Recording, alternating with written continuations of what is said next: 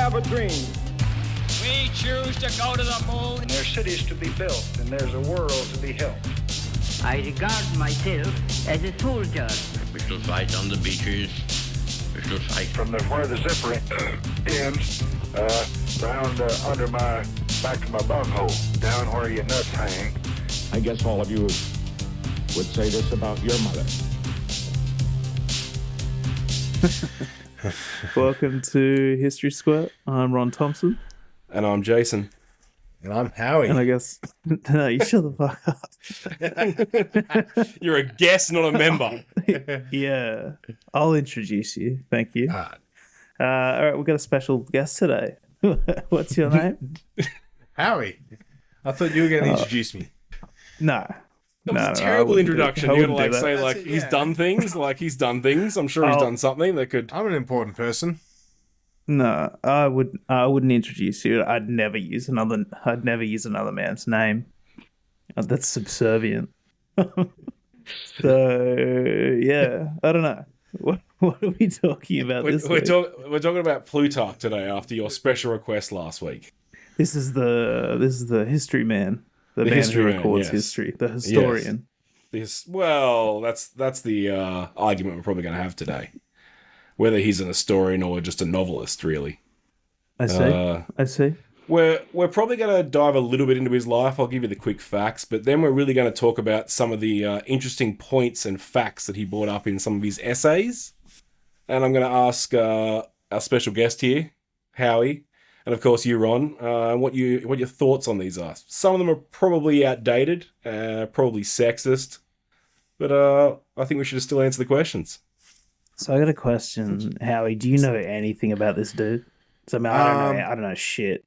I know a bit about him just because Life of Caesar podcasts like that. I do love every man loves a bit of ancient Rome. You know, we all think about it constantly. It's do you jack off to it? Yeah, of course. I'm always dressing for this little newbar, little slave boy. Slave boy. That's a Roman. I gotta live out the Roman in the modern day as legally as possible. Okay. Yeah, bit of as legally as possible. Legally as possible. Role play. Yeah. Titties in Rome. Alright, Plutarch, quick history. He's born in 40 AD. He's from a prominent family. Wait, hold on. Jesus is still alive this time. We've talked about this. It's not that hard to track. AD after Christ. Yeah, so he's still alive because he died how old was he? 40. Probably died 7 years before he. What did he die at? 33. Jesus, anyone? 33. I'm going with 33. Hold on. I'm going about 33. Now. I'm pretty sure it's 33. So okay, so Jesus is not alive, but there's a potential. Start with his death though, not his birth. No, it starts with his birth. Okay, so it's the other way around. Okay, so Jesus is dead. Okay. But doesn't mean that this guy could have had sex with him. No, he was born 7 years after he died. Oh, he was born then. Oh, okay. So missed it by 7 years. Yeah, okay. Plutarch studied mathematics, philosophy, 66 to 67 AD. And at some point, he received Roman citizenship. As a Roman citizen, he was part of the equestrian order, and he visited Rome. Of horses? No, it's just equestrian order is more like it's like nobles. He's like of the noble sort of tier of life. I saw something very interesting the other day. It was a question, like a meme, but a question.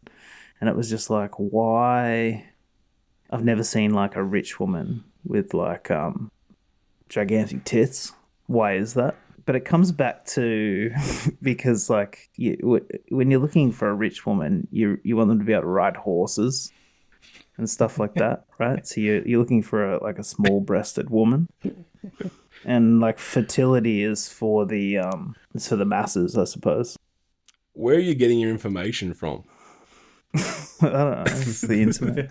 It's it's a plausible theory, I guess. Like, you know, you could be like, you don't want a girl with big tits because it'll be hard to ride horses. We're nobles, we ride horses. I guess, like, there's a bit of logic there. It's not the craziest thing you've said. No, the bread is sort of streamlined. Bread for speed. It's bread. You're breeding out noble women for speed. Yeah. I'm pretty sure they're just the daughters of, like, warlords. Let's be honest. Like, it had nothing to do with tit size. It's just you're the daughter of a great warrior. Better for fighting too, because you could get it could get sort of sliced off, like, more easily. And that's why more big-breasted women were killed in battle and were unable to breed, as opposed to the small-breasted women who avoided those sharp axes and went on to breed. Now we're getting it. Okay, now we're getting it. All right, we got that as the thing. Howie, any comments on the? It makes sense. It makes sense, except for the fact that you could use your boob as a weapon. Because you've seen them do that, haven't you? There's a WWE wrestler who used to grab her boob and bang people in the head with it on the ground. I think you could probably catch a sword between them as well, maybe. If you sort of had if you had the right armor. So you'd sort of have to have some sort of grip between them. Like some sort of, like a trap, right? Where it goes in, but it doesn't come back out. You can wear, like, shields on the nipples, like nipple tassel shields. Yeah, they little sort bucklers. of clamp shut. Okay. Little bucklers, yeah.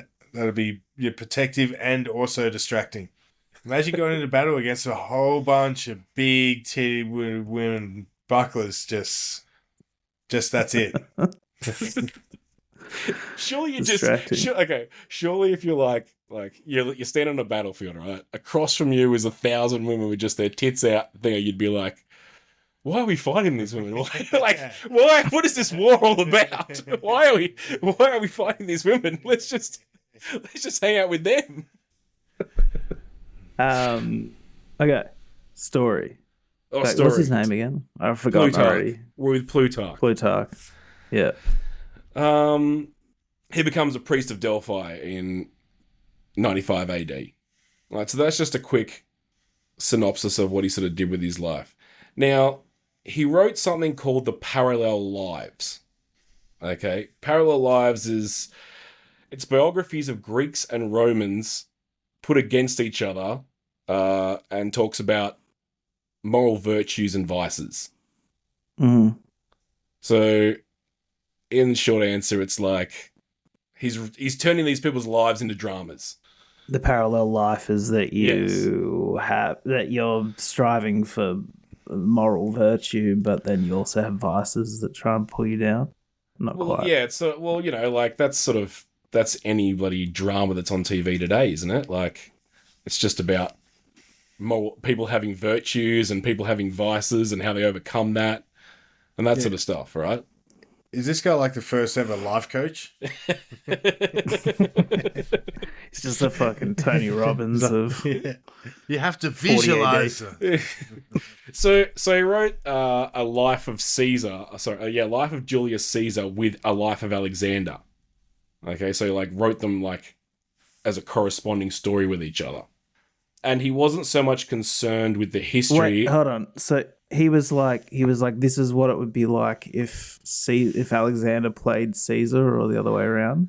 No, I think he kind of wrote the story sort of side by side as a simultaneously. Alexander was sort of 14, he was doing this. When Caesar was 14, he was doing this. And then when Alexander was this age, he was doing this. And when Caesar was this age, that sort of... I can keep doing it. We can keep going ages. I could just say ages all podcast. Yeah. Just different, yeah. When he was 39, when he was 40, when he was 41 enough. Caesar got that old. Okay, all right, that makes more sense. I thought you were just saying he was oh yeah, what if fucking Caesar cosplayed as fucking Alexander? What would that be like? Sexy. Probably, yeah, probably pretty sexy. He's like, I better get into this gay thing. Might as well try it out. Sick of getting stabbed by swords, so I want to get stabbed by other things. I want multiple men to stab me with other things.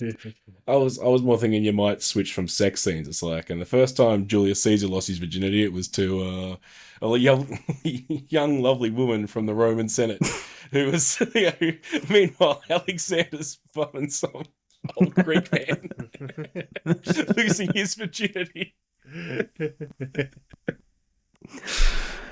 All right, so you wrote this book. Yeah, so he wrote... he wrote lots of parallel lives. That was just an example of one. Okay. So it's a series. There's a lot of them he wrote. A lot of stuff. Yeah. First vlog. He says he quote... This is a quote from the Life of Alexander book that he wrote. And he's got this. It says, you know how I love a good quote and you love watching me fuck it up. Howie, I don't know if you're aware of this, but can't really read so well, so I... All right, here we go. It is not histories I am writing, but lives, and it is the most glorious deeds. There is not always an indication of virtues or vice. Indeed, a small thing like a phrase or a jest often makes a greater revelation of a character than battles where thousands die. Nah. Nah? Nah, I don't like that. He's like, actually, guys who use words are cooler than, like, guys who kill other guys. So, actually, fighting is gay, guys. Yeah, that's kind of gay. We're using the words over here, and it's just as powerful. Yeah, I think exactly. That's what he's trying to do. He's trying to pump himself up.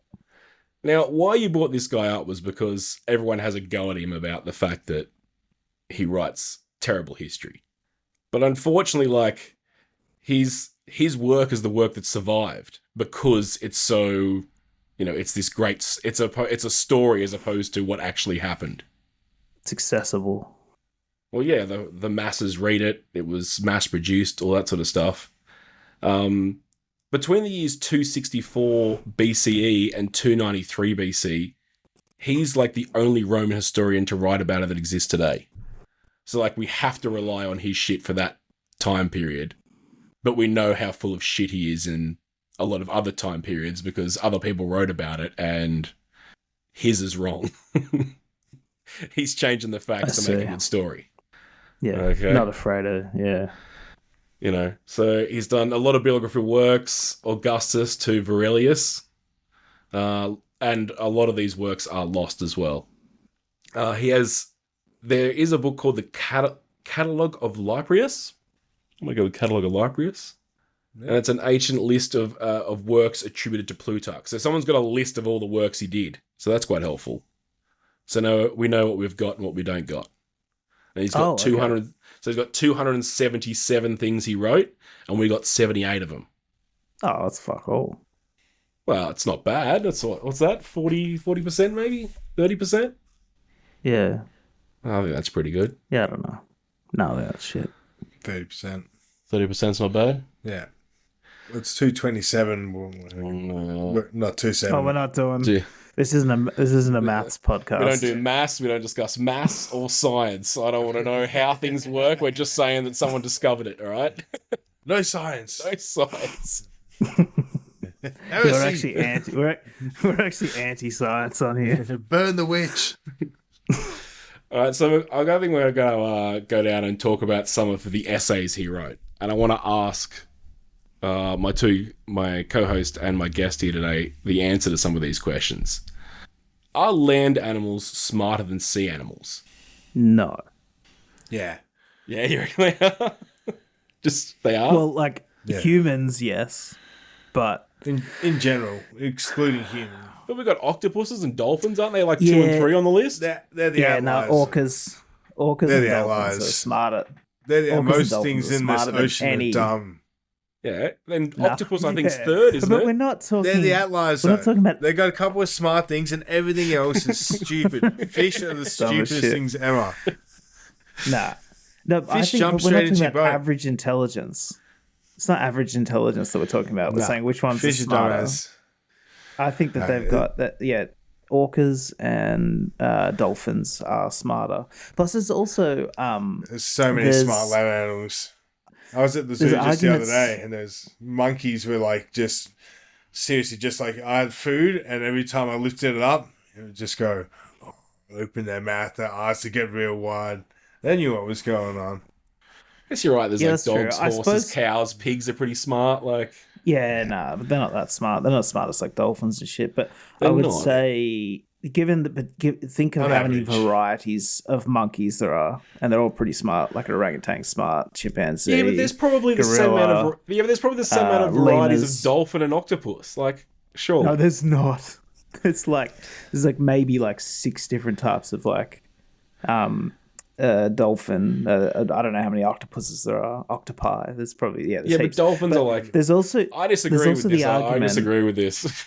There's also the argument around like what is intelligence, right? So like with octopuses, octopi, they always say like, okay, so we measure intelligence on like what we perceive intelligence to be from a human perspective, right? But like an octopus can, blend in with its surroundings or whatever, right? Perfectly. It's like, how does it know to do that? Like we wouldn't have that particular type of intelligence, right? And like the ability to like process that information in real time and then reflect that back.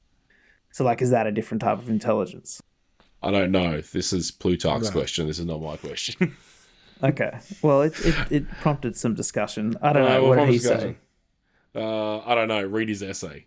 I Are you think he doesn't. fucking kidding? Yeah, I Are don't you think he kidding me? answers the question. No, dude, they're more like he's writing questions that are not really like he's not really saying, and the answer is land animals or sea animals. He's just asking the questions and writing long essays on it. How dare And probably you giving the bring pros that, and cons. How dare you bring that question to the podcast without an answer?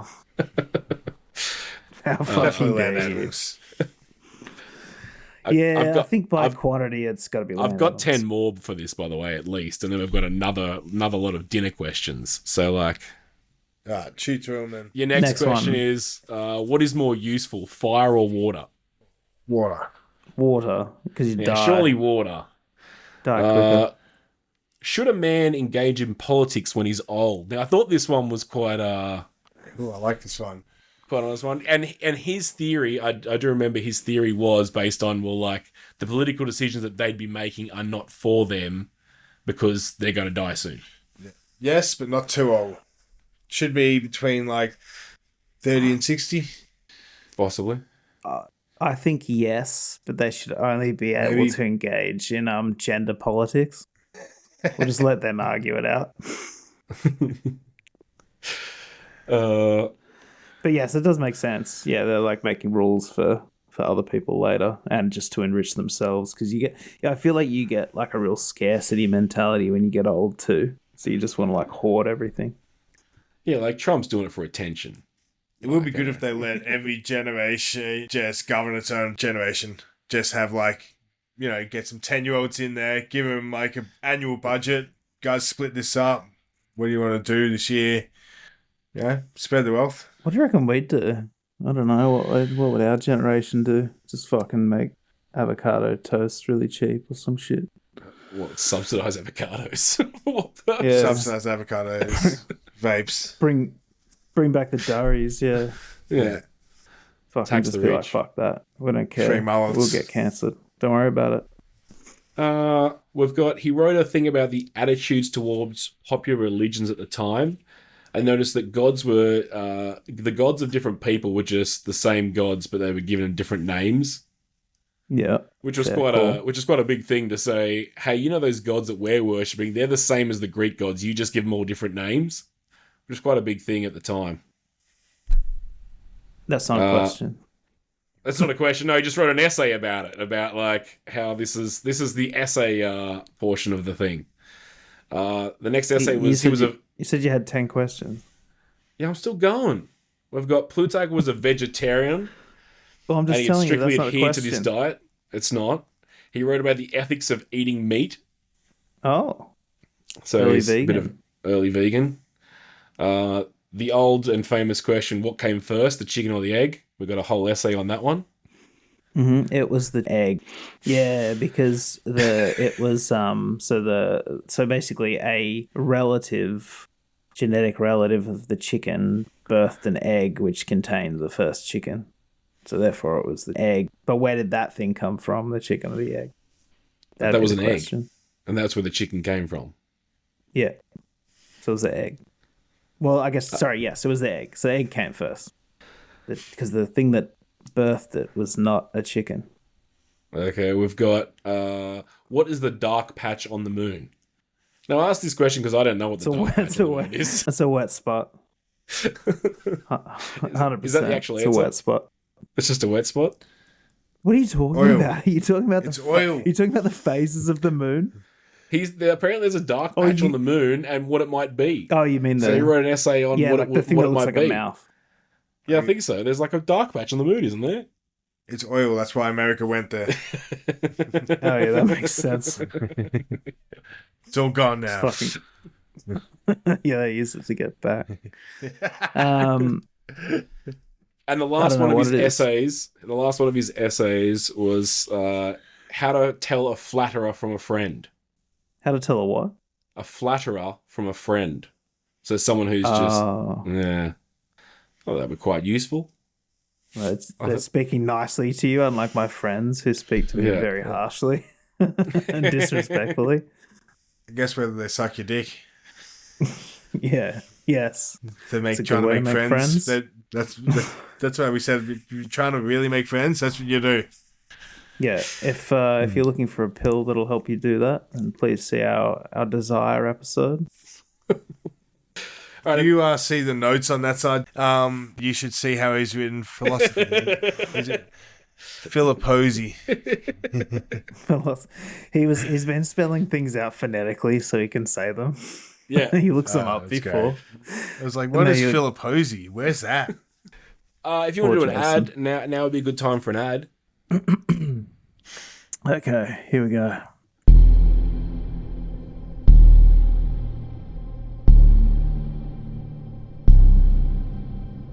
They come from the gods, not crafted but revealed, in the trembling stillness of the chamber, in the low light, the volunteers arrive, bare-mouthed and ready. They take their place before the array, dozens of swollen, suspended teats, gently pulsating with a low and vascular rhythm. They reach, they latch, they suckle. This is not work, this is a calling. The motion of the suckle spins the buried gyroscopes. Energy flows outwards, humming through the walls, into the conduits, and out into the grid. Cities flicker to life, warmth returns to homes, a factory lights up. The liquid arrives constantly. It is not milk, it is not food, and yet it fills the vassals. They are nourished, they are drained. The bodies swell then hollow, the minds slow to a blur. Some forget their names, others convulse and collapse. The sickness is overwhelming, but the power undeniable. No one knows how long they've been there. Time is a deception.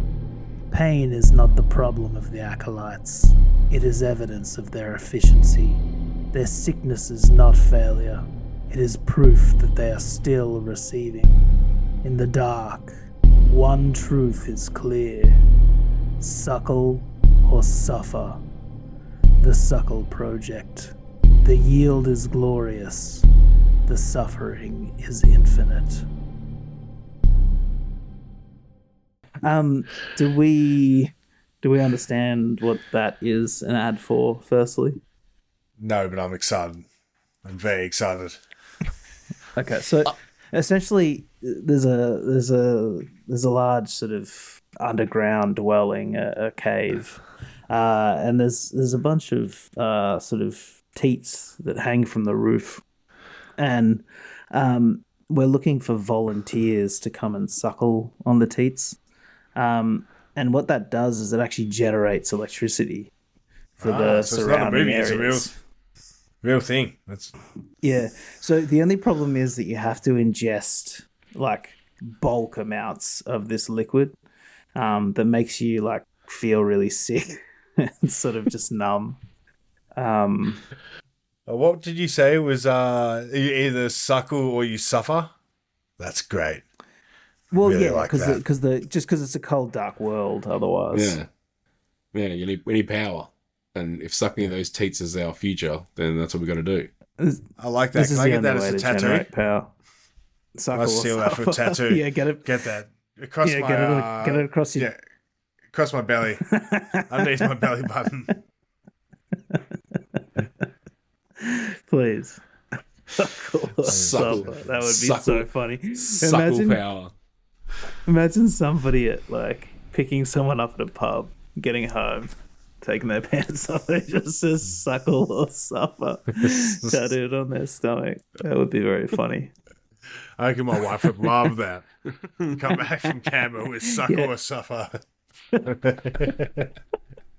Yeah, get it secretly done. Yeah, Dad, what's that new tattoo say? Yeah, you should get a secret tattoo. Getting it on your back as a tramp stamp would be pretty wild. Be like, what? What am I meant to suckle on? Ron, I think we've just come up with a new T-shirt. We should start selling "Suckle or Suffer." Suckle or suffer. Yes. That's pretty good. That's a pretty good T-shirt. I think people would buy that. I'd buy it. Makes sense. Maybe You're our not sucking Russian on titties. listener. You're suffering. Maybe our Russian listener will buy it. Yeah, maybe. Shout out to our Russian listener. We love you. Yeah, Keep listening. Whoever you are. Tell your Russian friends. We've got a Russian listener. I know, that's very exciting. I love everything that you're doing over there. Keep it up. All right, we'll go back to Plutarch. So I just want to talk quickly about his effects. Because the Romans loved him, they copied the shit out of this book, and that's why it's everywhere, and that's why it was able to survive to today. England and France took up his writings with enormous influence and used it for English and French literature. No hearing. He's got no hearing. Why are we calling it hearing as opposed to volume? I got no hearing. He's lost the ability to hear.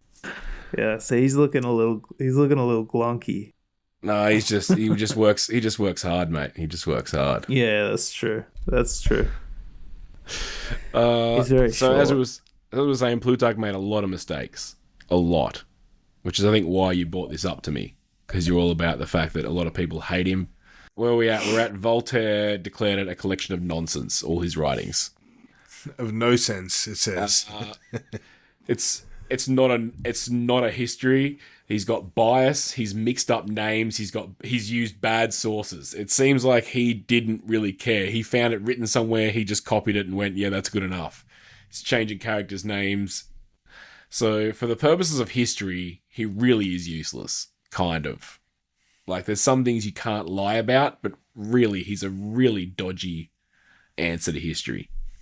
But we do have most of his work. Do you think he was more likely to overestimate numbers in fights and battles or underestimate them?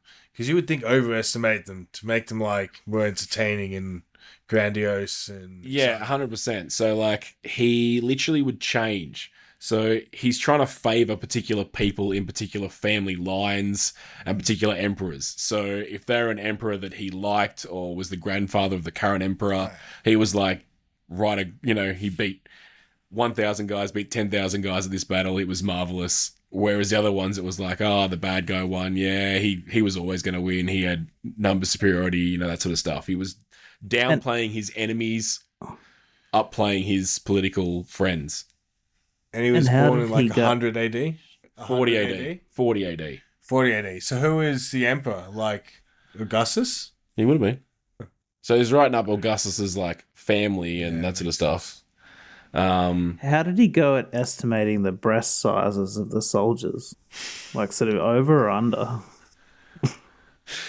I swear there was actually, I don't think I've written it down, but one of the comments was you should not discuss your wife's body with another man.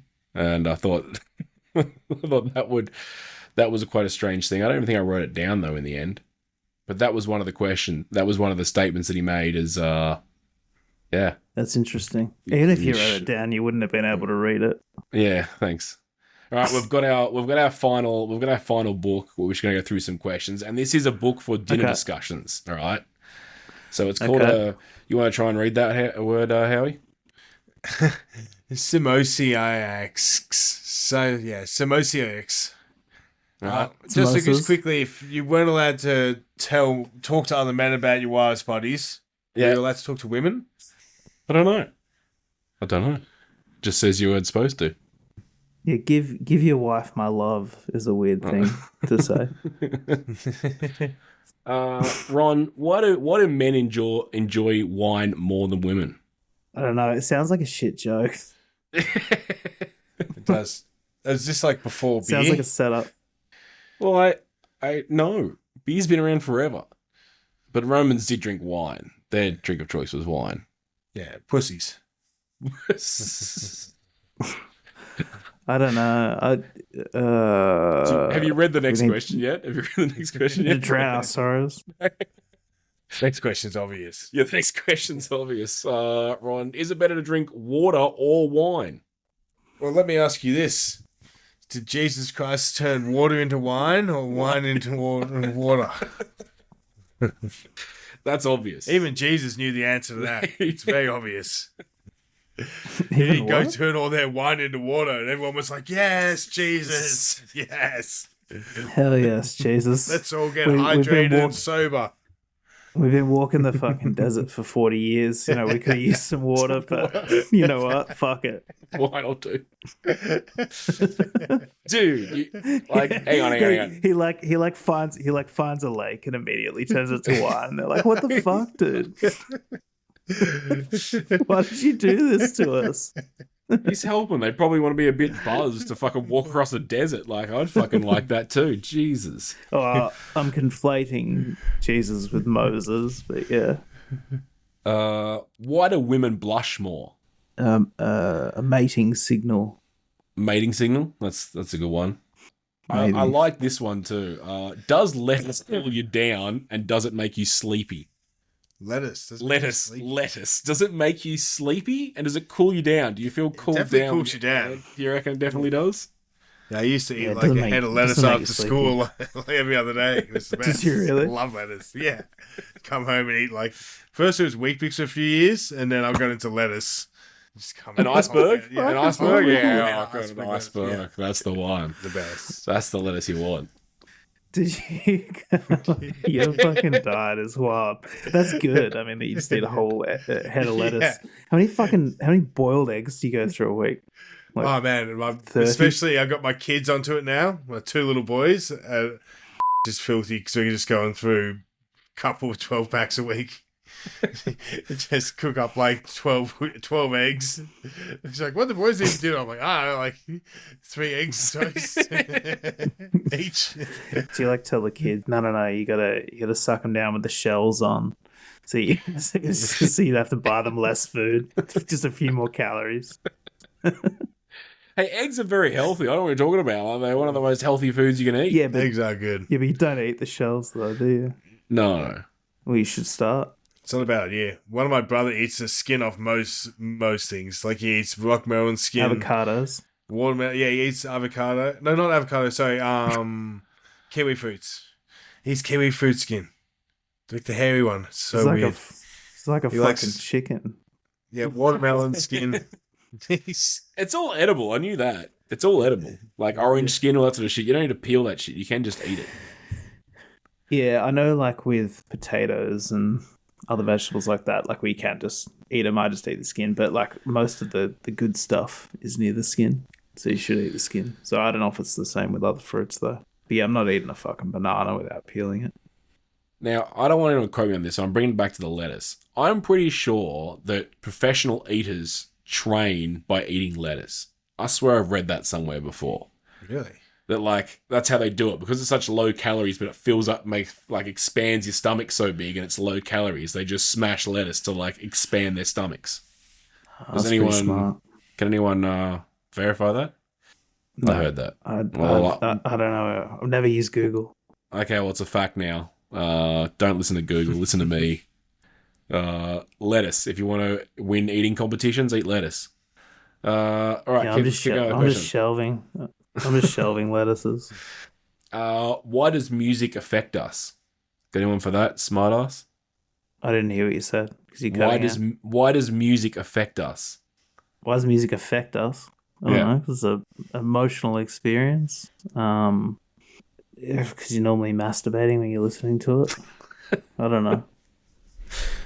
Howie, got anything? Masturbating while listening to music? Yeah, as soon as you hear that, like, start of the Pornhub sound, gets you excited straight away. You could train your body to do that, right? Couldn't you? I don't know, there's Like- what is it? No, if you started playing the same song every time you had sex, right? Surely at some point, after like 100 times of this, you just start playing that song and your body would just kick into gear. Yeah, I've definitely got that. You reckon that'd work? You reckon There's definitely a song I know exactly. I've got that. Yeah. You're getting hard to songs. Oh, that's the sex song. Oh, well, that's a sex song. You could be like, I don't know, listen to a Britney Spears song or something and be like, oh, yeah, I remember that video clip. Fuck yeah. Like, I don't know. Ron, you're supposed to say words. Oh, sorry. You're like cutting out really badly. Oh, Your I blame internet. you. Nah, I blame you. Terrible. Nah, Terrible. you're the problem. Nah, you're the problem. Are we gonna have to? Is the podcast? By the podcast, I mean me. Are we gonna have to pay for your internet? We Yes, have to pay for probably. you to get a new modem. I'm very cheap. It's just because I'm on it as well. There's two people. I don't know. Nah, yeah. It's because there's two people in the room. It's because your body is affecting the Wi-Fi two waves. computers hooked up to it. The two computers. It could be. I don't know. Nah, it's always terrible. Why do fish close their eyes? Not close their eyes. Why do fish they don't what? close their eyes. Why do fish not close their eyes? They're stupid. Well, I'm sure the answer is just they don't have eyelids, isn't it? Like, They're stupid. they it's don't 'cause have if they- eyelids. It's because they know if they go to sleep, the other fish will fuck them. Yeah, it's because they're stupid. That's what they're worried about. Why do drunk people think the world is spinning? The world is spinning. Drunk people are right. Drunk people- They're the only people that can see it. The rest of us have lost sight of what's important. The world is spinning around at a crazy rate. Well, that answers that question. That's the world is spinning. The drunks were right. Wouldn't that be interesting if alcohol was just actually something that helped you see the world properly? And everyone is beautiful and cool and funny all the time. Funny, yeah.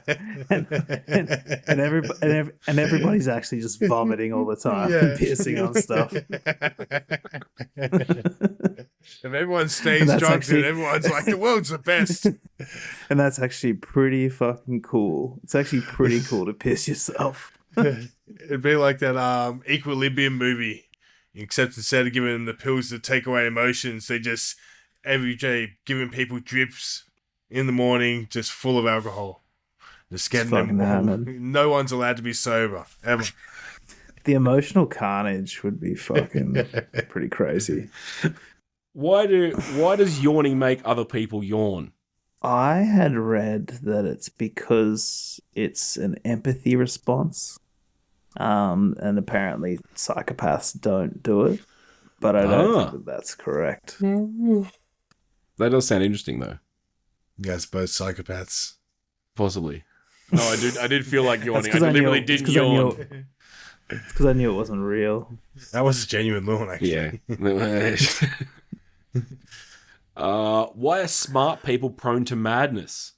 Oh, actually, the other theory that I heard is just that it's like, you know how the same way that you like mirror people's behavior or whatever. Yeah. Sometimes when you're talking to them, like you mirror their body language. That it's just like a subconscious version of that you kind of like trying to make them feel comfortable.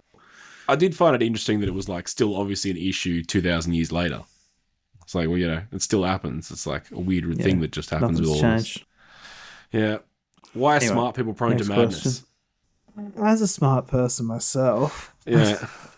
I think, I'm feeling pretty prone. yeah. I think because you got all that processing power, so when it goes off the rails, it fucking really goes off the rails. You know what I mean? Like, imagine like if you got like a race car, right, and it's got like fucking 1,000 horsepower. When shit goes wrong, like it's going real wrong. Yeah. I think that makes sense. Whereas like if shit goes wrong in a fucking Hyundai Excel, like not going to do too much damage. Yeah, okay. So you're basically saying that, like, if stupid people go mad, it doesn't really matter because they can't do anything because they're stupid. No, they got when no smart people power. do it, they're actually, like, able to, like, do crazy shit that other people couldn't even do because they're so smart. Yeah, exactly. Could be like being exactly that. Could be like being like a way more talented soccer player, like Ronaldo playing with like a whole bunch of under nines, and after a while you just start fucking around, just having fun, doing stupid things, crazy things, because you can, and you're that high above everyone else, and you'd be frustrated with them, and that's how normal people see people like myself. No. Looking down on everyone's stupid, sending you mad. Thinking that I'm mad. In saying that, right, okay, let's say you're so intelligent, right, that you can see something that everybody else can't. And everyone's like, no, we should make decision A. But this person's so smart and so above you all goes, you're all fucking wrong, it's B. And he's sitting there going, you should choose fucking B, what the fuck is wrong with you? And all the A people looking at him going, you're a fucking lunatic. But actually, he's the only one smart enough to know the right decision. Are you talking about That Trump? happened. I'm just talking about people. No, not at all. I was just talking about... That happened to a doctor. There was a doctor who, so he theorized about bacteria, and he was like, if we just wash our hands, we'll stop all this, bacteria. I guess he probably didn't call it bacteria at the time. And he sort of went on this massive campaign, started, doing studies and like get it out to the medical community. I think the hospital he worked in, they actually started, can you imagine going from one birth to another and not washing your fucking hands? What a grub. And then, so he was trying to get it out there, and he was ridiculed by the medical community to the point that he killed himself because they were just like, what a joke. This fucking idiot thinks that washing your hands in between surgeries will prevent deaths. What an idiot! Yeah, he was like, what an idiot. Yeah, no, he killed him. He killed himself eventually because he was so mocked by the medical community. The mortality rate for infants in the hospital where he did this went down by like 90% or something. It was crazy. Oh yeah, yeah. That's only been going on for less than 100 years. Dude, even just to the point where, so you come out of surgery and you're like, I'd like to get the crusts off my hands before I do something else. Do you know what I mean? Like, no, I disagree because, like, for example, if you're digging a hole in the garden, right? All right, I finished this hole. I'm gonna go dig another hole over there. You don't go, I'm gonna go wash my hands before I dig this other hole. You just like, well, I'm gonna get fucking dirty again, aren't you? So you're like, fuck it, I won't go inside. I'll just fucking move over there and dig a new hole. It would be very similar emotions to digging a hole too. Like very similar. Digging in there, two hands.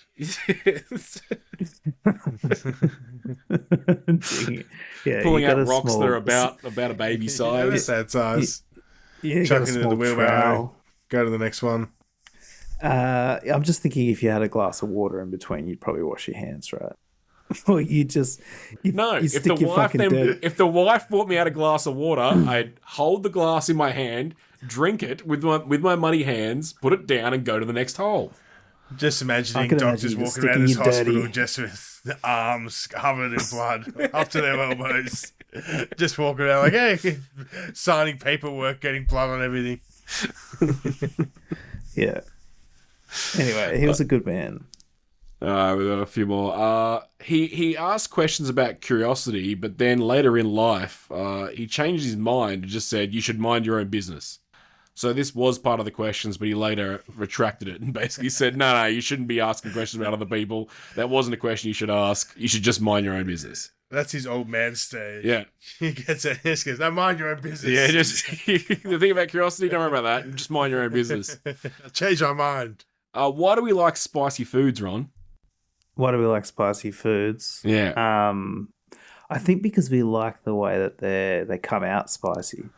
I think we're intrigued by that. They go in spicy, they come out spicy. Howie was talking before about it's like you like the burn now. As a child, you don't like the burn, but as an adult, it's like you like the burn a little salami bit. In that. I did, yeah. No, not till later. It's funny. So the burning is like a defense mechanism from the plant, and so like bugs and stuff won't eat chilies, right? Because they because they're like, fuck that. They're like, I hate whatever that is, the capsicum or whatever's in it. But then for us, we like it. Yeah. It's a weird one. But like you said, it's actually hurting us slightly. It's the plant defending itself. Yeah, It's supposed to be trying to hurt us slightly. Yes. Yeah. If you have too much, it can like fuck your stomach up if you just like bulk eating hot foods all the time. Yeah. Don't you just shit yourself? Okay, actually, I'm going to do a free plug for Frank's hot sauce. That shit is... Frank's Red Hot is the fucking best. I put it on every meal. So just a free shout out to Frank's Red Hot. Sauce for the thing. And we've got our last... If they could sponsor the show, that'd be great. Yeah, we've got our last one for the evening. Why do old men speak so much? Why do old men speak so much? I think we just want to be heard as men, and I assume we're getting old now. That we got shit to say, and we want to tell you about it because you're wrong. Because we're old men and we know it all. You know it, yeah. I think the answer is because they should. Like I said before, I think the only thing that they should be talking on is gender politics. All that wisdom and experience. But that's about it. I don't know. Think they've had experience. Why do they talk so much? I think it's because they've stopped listening. You think it's that? They could just be going deaf. They're losing all their hearings. They're like, fuck it, I'm just going to talk instead of listen now. I swear to God, my dad is like half deaf or whatever. Like his hearing's like so bad from being a working class gentleman, and he I swear to God, he's got this rule. I just call it ABT. Always be talking. Like he is just always fucking talking. Like he will just not stop. And so if you like try and get him to like be quiet, if you're just like, oh hey Dad, I'm just gonna focus on this thing for a minute. He'll walk around the house making small noises to try and like, and possibly a few words here and there to just try and like bait you into some sort of conversation. Fun times. Old men love to talk. He's not wrong. Always be talking. I think we're going to leave it there. Always I want to thank our guest, Howie. Yeah, you're most welcome. It's Howie the man. Good fun to be on here with you boys. And we'll catch you next week. Hopefully with a better guest. A better guest. We're going to find a better one. Like that's the goal now, isn't it? We've got to get a guest, and then we've got to get a better guest, and then a better guest, and then all of a sudden we've got guests that actually do things. Yeah. Yeah. Well, it'll be a smaller guest. It's like a boxing career. You start at the bottom, work your way to the top. Yeah, you get Clementine Ford on here next week, I reckon. Clementine Ford, the feminist. Oh. What, discuss history with them? Get her on here. She's always good fun. Ask her all these sexist questions we asked today. Definitely. All right, see you guys. Yeah. History Squirt.